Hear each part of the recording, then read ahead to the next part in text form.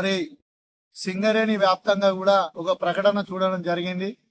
ఏవైతే ఇప్పుడు భూములు కొనడం అమ్మడం ఆపేయాలని కలెక్టర్లు ఆర్డర్ చేయడం, మరి సింగరేణి యాజమాన్యం కలెక్టర్ల మీద ఒత్తిడి తెస్తే కలెక్టర్లు రెవెన్యూ డిపార్ట్మెంట్ కలిసి రిజిస్ట్రేషన్లు ఆపడం దుర్మార్గమైన చర్య.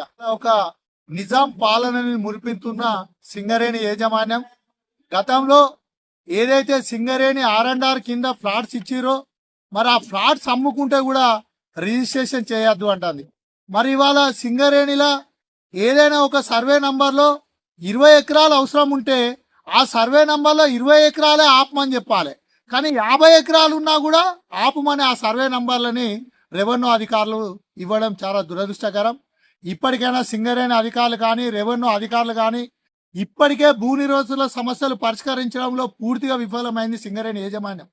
భూ నిర్వాసితులు అందరూ సింగరేణి అధికారుల చుట్టూ తిరుగుతూనే ఉన్నారు, మా సమస్య పరిష్కరించాలని. RG3 జనరల్ మేనేజర్ గారు ఒక పేపర్ ప్రకటన చేసి 5వ తారీఖు రోజు సుప్రీంకోర్టు హైకోర్టు తీర్పులు ఇచ్చినాయి, భూ నిర్వాసితుల సమస్యలు పరిష్కరించాలి అని ఒక సెటిల్మెంట్ చేద్దామని చెప్పుతూ మళ్ళా మరో పక్క భూ నిర్వాసితులను ఇబ్బందులకు గురి చేస్తున్నారు.